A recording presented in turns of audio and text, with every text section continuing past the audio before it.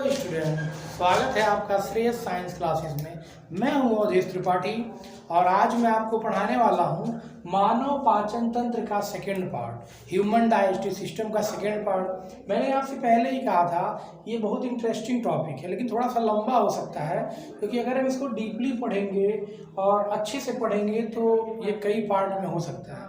तो आज पहले पार्ट में हमने क्या पढ़ा था कि भोजन का पाचन मुख से शुरू हो रहा है और छोटी आंत में समापन हो रहा है। तो ये हमने संक्षिप्त में विवरण दिया था कैसे ये पाचन होता है। आज हम थोड़ा डीप जाएंगे और इसे अच्छे से पढ़ेंगे। और एक चीज और मैं आपको बता दूं, मैंने पहले ही कहा था कि 10th के लिए भी है, 11th के लिए है। बाकी इसमें से कुछ ऐसे टॉपिक्स हैं जो यहाँ से बीच बीच से क्वेश्चन कॉम्पिटिटिव एग्जाम में पूछ लिए जाते हैं। तो इसे मैं आपको बता दूंगा कि जो लोग कंपटीशन की तैयारी कर रहे हैं उनके लिए इसमें से कौन सी बातें उपयोगी हैं। तो चलिए स्टार्ट करते हैं। ये मैंने कल फिगर आपको बता दिया था और कल बताया था कि भोजन का पाचन शुरू कहाँ से होता है। तो भोजन का पाचन शुरू होता है मुख से, माउथ से। तो माउथ की जब बात कर रहे हैं तो हम जब भोजन को अपने माउथ में रखते हैं, मुंह में रखते हैं, चबाते हैं। तो चबाते हैं कैसे?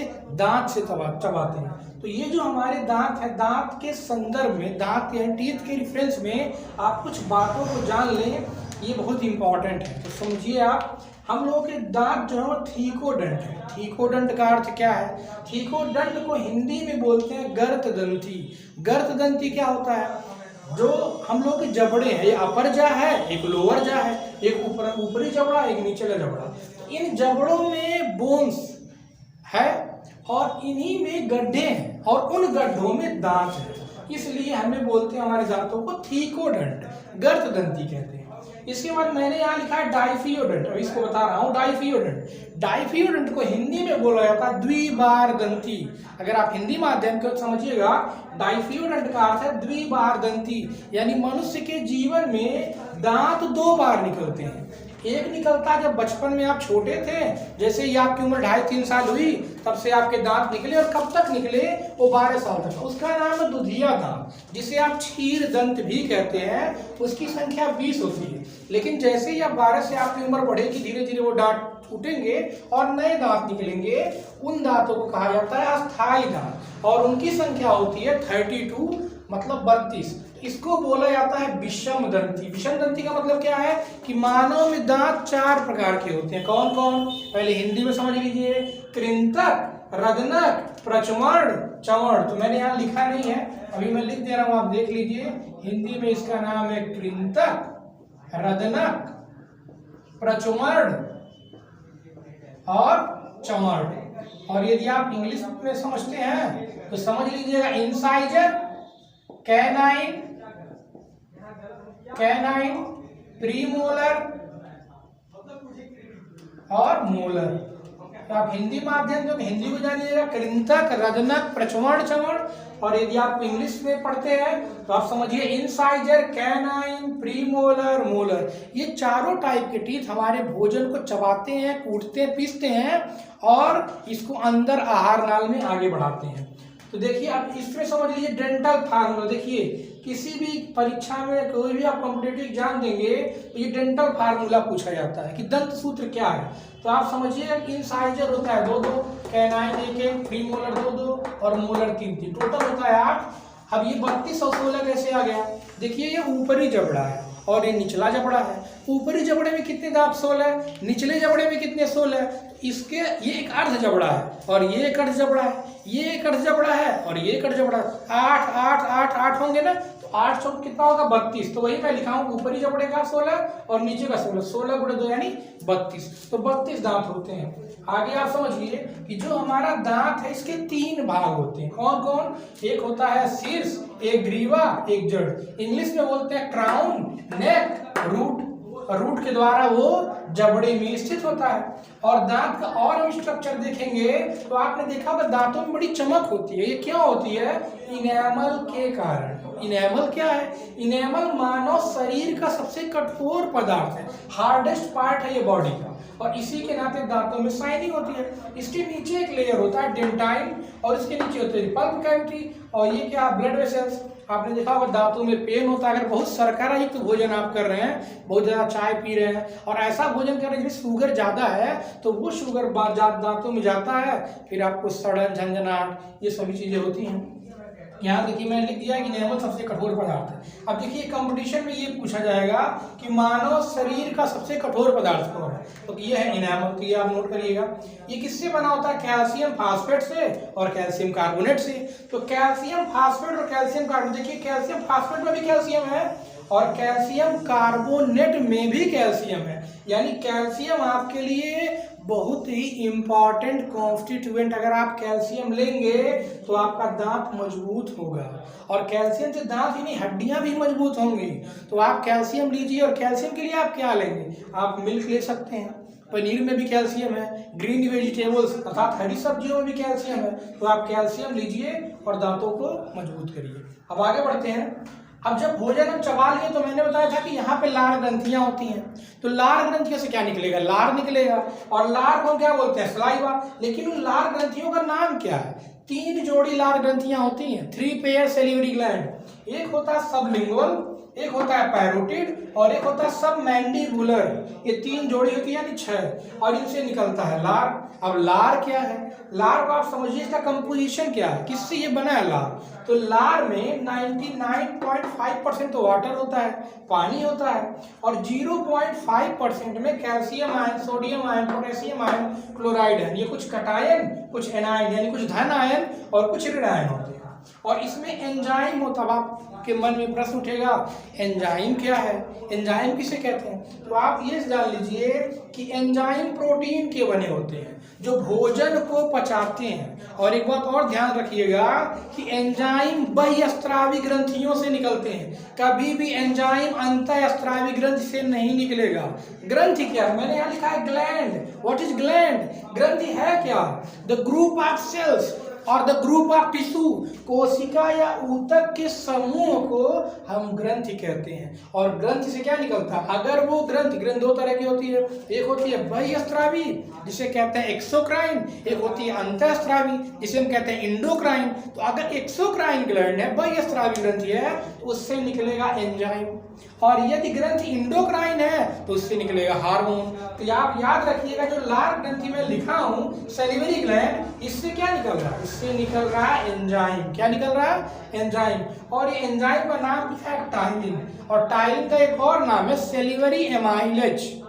तो पिछले वीडियो में मैंने आपको बताया था कि कैसे ये सैलिवरी एमाइलेज या टाइलिन किससे अभिक्रिया करता है? स्टार्च से। आप जो भोजन करते हैं ना, चावल खा रहे हैं, आलू की सब्जी खा रहे हैं या लगभग जो आपका अनाज है, सीरियल्स हैं, उसमें स्टार्च होता है और उसी स्टार्च से कौन रिएक्शन करता है? टाइलिन। और आपको देखिए अगर भूल रहे हो तो मैं एक बार फिर बता देता हूँ कि जो आप स्टार्च यानी मंड युक्त भोजन करते हैं, हिंदी वाले समझ लीजिएगा, स्टार्च को हिंदी में मंड कहते हैं। मंड से हमें ऊर्जा मिलती है, इसका नाम है मंड। ये जो मंड है इस पे लार में उपस्थित टाइलिन एंजाइम रिएक्शन करता है। यहाँ पानी भी होता है और इसको तोड़ता है माल्टोस में। आपको बता दूं माल्टोस क्या है? तो ये जो स्टार्च है एक पॉलीसैकेराइड है। अब आपके मन में प्रश्न आएगा पॉलीसैकेराइड क्या है? तो पॉलीसैकेराइड एक कार्बोहाइड्रेट है। तो कार्बोहाइड्रेट क्या है? कार्बोहाइड्रेट भोजन का एक घटक है, एक कंपोनेंट है। जब आप खाना भोजन करने बैठते हैं क्या रखते हैं? चावल, दाल, सब्जी, रोटी, सलाद सब रखते हैं। तो जो चावल आप खा रहे हैं वो कार्बोहाइड्रेट है। चीनी क्या है? कार्बोहाइड्रेट है। गन्ने का जूस क्या है? कार्बोहाइड्रेट है। फलों में भी कार्बोहाइड्रेट है, विटामिन है। तो ये जो कार्बोहाइड्रेट है इससे हमें बहुत ऊर्जा मिलती है। तो हम ये स्टार्च खा रहे हैं तो हमारे लार ग्रंथियों से लार निकला, लार में टाइलिन एंजाइम है, टाइलिन ने स्टार्च को तोड़ा माल्टोस में। स्टार्च का फार्मूला मैंने पहले भी लिख दिया था, आज भी लिख दे रहा हूँ, C6H10 O5N ये स्टार्च है, स्टार्च एक पॉलीसैकेराइड है। और फिर मैंने लिखा है माल्टोज, इसका फार्मूला है C12H22OL11, ये एक डाइसैकेराइड है, यानी ये भी एक कार्बोहाइड्रेट है। कल जब मैं आपको पाचन समझा रहा था तो मैंने बताया था कि जो भोजन आप करते हैं वो जटिल कार्बनिक पदार्थ है। डायरेक्ट हमारे शरीर की कोशिकाएं स्टार्च को नहीं पचा सकती हैं। अगर भोजन को पचना है तो इस पाली को टूटना पड़ेगा। पाली टूटेगा किसमें? ओलिगोसैकेराइड में या डाइसैकेराइड में। अभी ये डाई टूटेगा मोनोसैकेराइड में। और मोनोसैकेराइड क्या है? ग्लूकोज। और ग्लूकोज का ऑक्सीकरण होगा, एनर्जी मिलेगी, और ग्लूकोज जब टूट जाएगा तब वो कोशिकाओं में जाएगा, वो रक्त में जाएगा। तो आप समझिए ये जो माल्टोज बना है ये ओलिगोसैकेराइड या डाइसैकेराइड है, और ये टूटेगा किसमें? ग्लूकोज में। तो मुझे उम्मीद है कि मेरी बातें आपको समझ में आ रही होंगी। समझ में नहीं आए तो प्लीज़ आप कमेंट करके बताइए, और मेरा पढ़ाने का अंदाज आपको अच्छा लगे तो प्लीज़ सब्सक्राइब करिए ताकि मेरा उत्साह बढ़े। आगे बढ़ते हैं। ये मैंने आपको बता दिया। अब लार मैं आपको बता रहा था कि कैसे तोड़ता है। अब हम भोजन कहाँ आएगा इसके बाद? मुख के बाद ग्रसनी में आएगा। फेरिंक्स का मैंने बताया था कितनी लंबाई होती है इसकी? 13 सेंटीमीटर। और फेरिंक्स के बाद कहाँ है? ग्राफनली में। ग्राफनली को बोला जाता है ओएसोफेगस। ओएसोफेगस की लंबाई 25 सेंटीमीटर। तो यहाँ जब भोजन आएगा तो एक मूवमेंट होगा।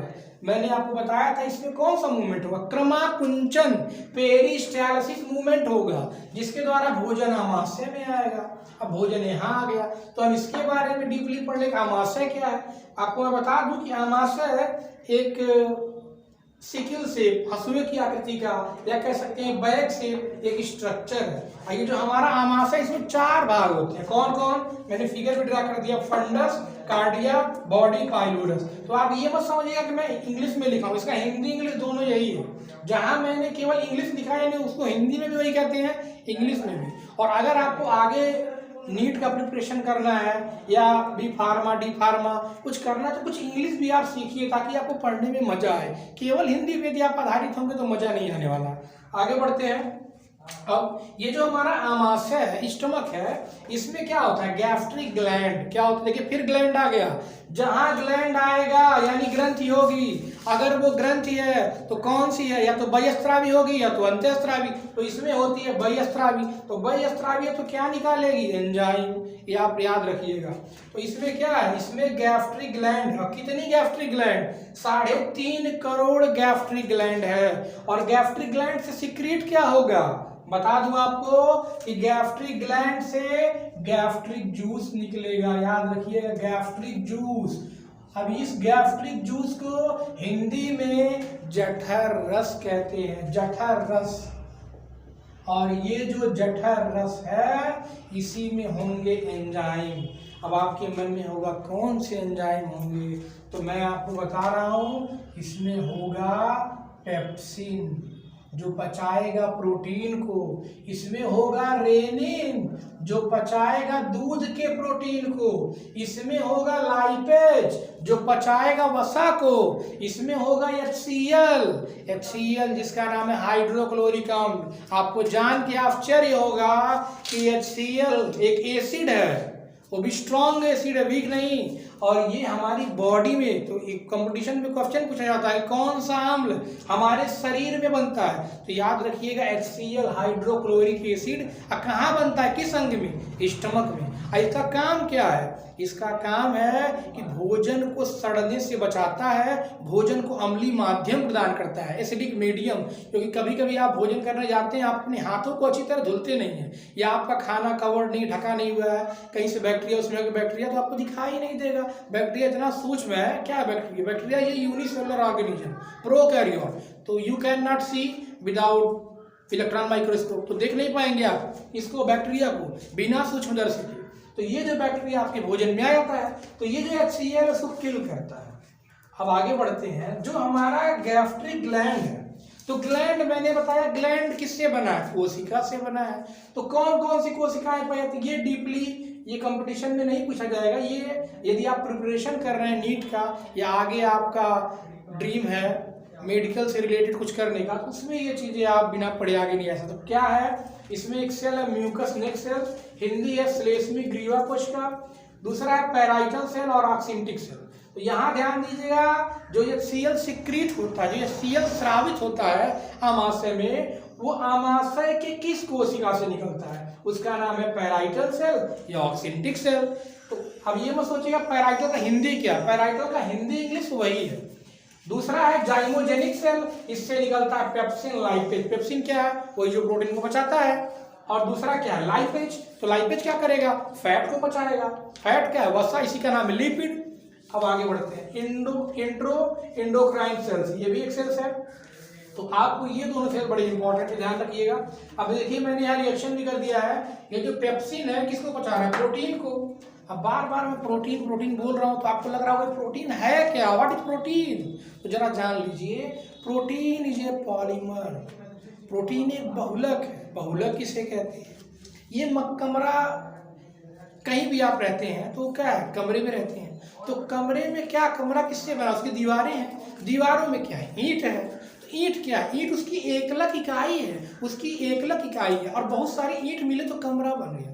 या आपने मोतियों का माला देखा होगा, उसमें एक एक कड़ी लगी होती है, एक कड़ी को एकलक कहते हैं। और पूरे मोतियों को मिला दिया तो माला बन जाता है, चेन बन जाता है, उसे हम बोलते हैं बहुलक। उसी प्रकार जो हमारा प्रोटीन है वो बहुलक है। प्रोटीन 20 एमिनो अम्ल से बना है। एमिनो अम्ल, ध्यान सुनिएगा, एमिनो अम्ल, जिसमें से 10 एमिनो अम्ल हमारे शरीर में बनते हैं।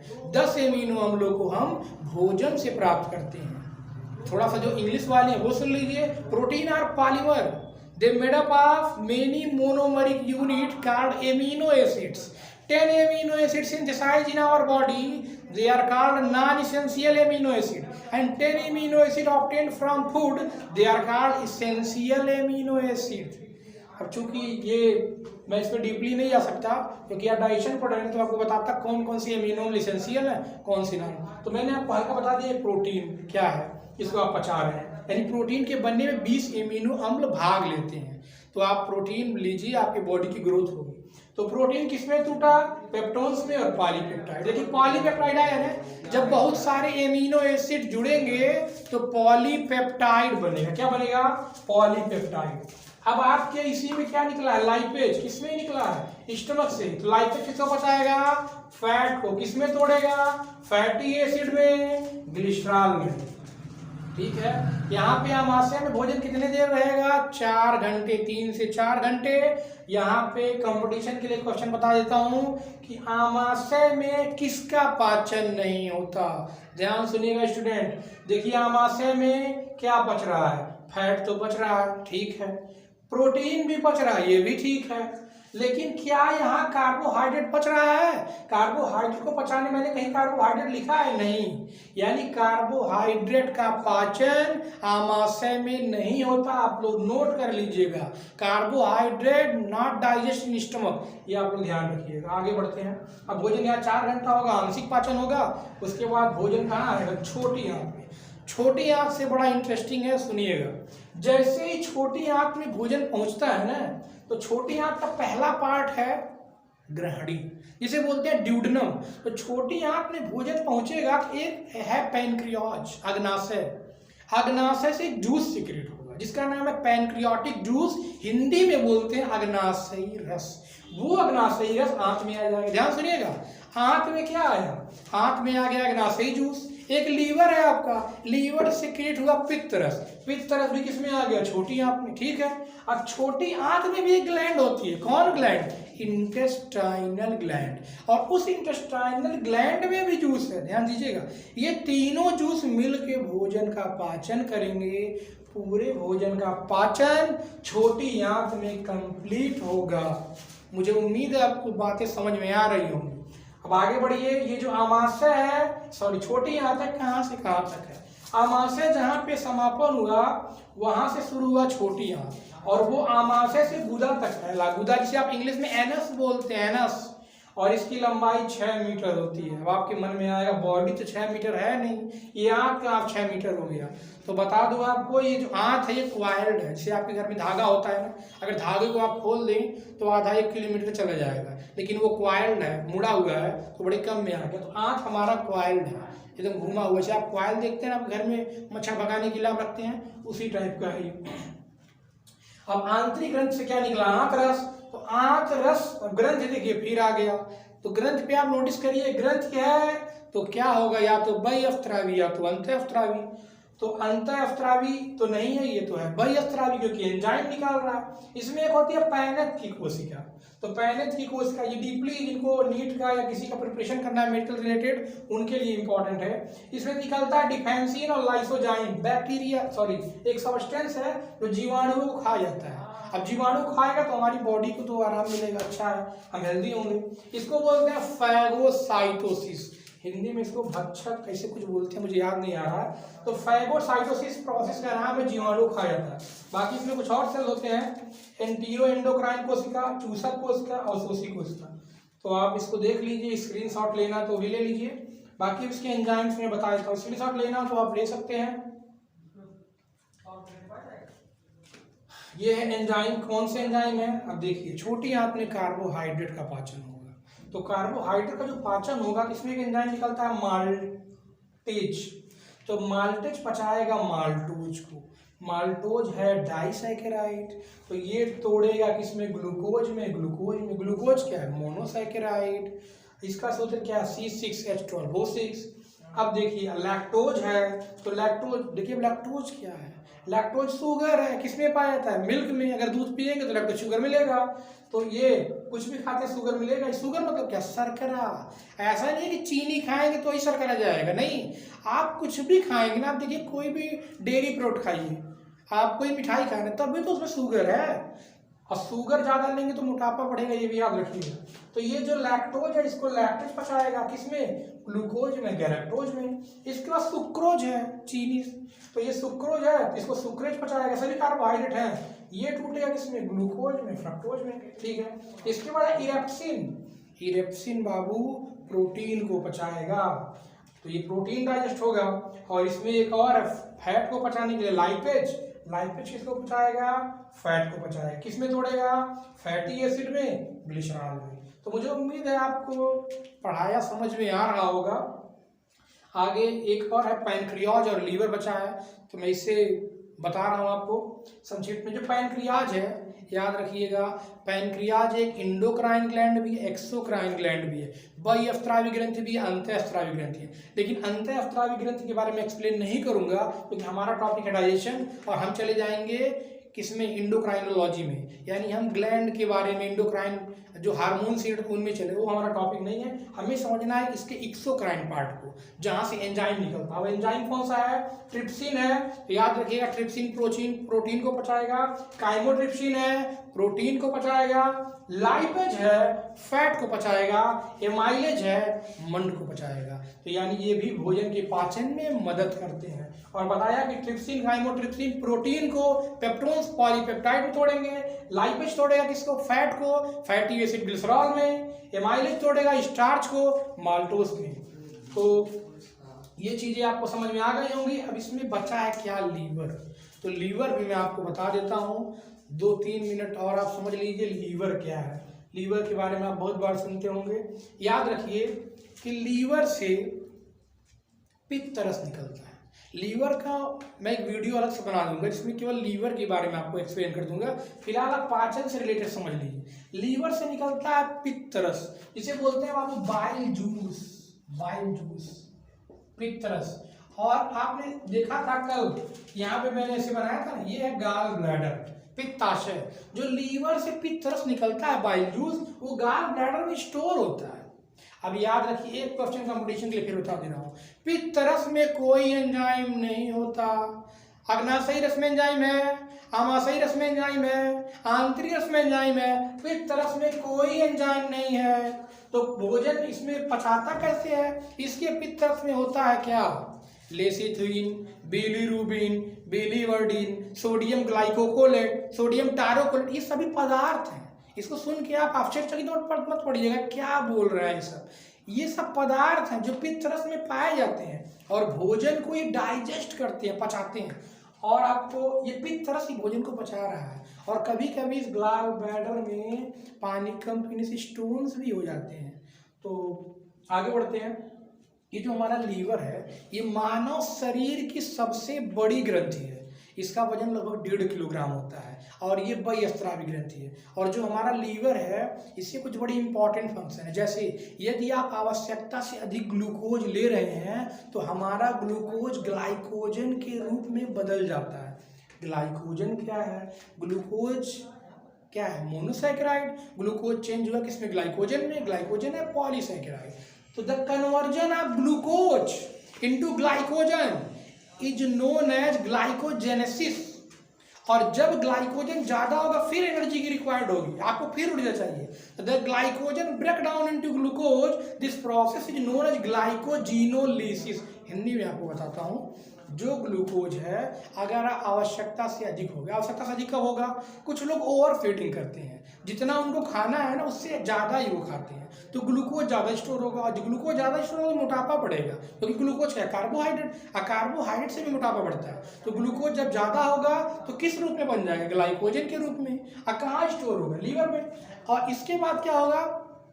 जो ग्लाइकोजन बना, जब फिर ग्लूकोज की जरूरत होगी तो ग्लाइकोजन टूट जाएगा ग्लूकोज में। मुझे उम्मीद है बातें समझ में आ रही होंगी आपको। आगे बढ़ते हैं, अब हम समापन की तरफ चलते हैं। अब आगे सुनिए आप, ये जो हमारा लीवर है इससे हिपैरिन का स्राव होता है। हिपैरिन क्या है? हम लोगों की बॉडी में रक्त निरंतर दौड़ रहा है, लेकिन क्या रक्त जम रहा है? खून जम रहा है? नहीं, लेकिन वही रक्त बाहर गया तो जम गया। इसका क्या कारण है? हमारे रक्त में हिपैरिन नामक एक एंटीकोगुलेंट सब्सटेंस है जो रक्त को जमने नहीं दे रहा है। और ये जो हमारा लीवर है इसमें विटामिन ए का संश्लेषण भी होता है।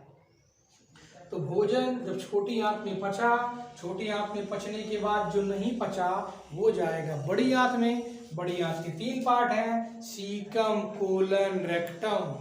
तो सीकम से कोलन में और कोलन से जाएगा रेक्टम में। रेक्टम को बोलते हैं मलाशय।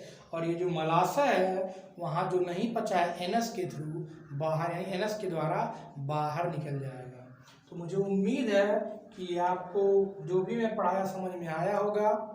तो हम मिलते हैं आपसे नेक्स्ट वीडियो में किसी और टॉपिक को लेके। धन्यवाद।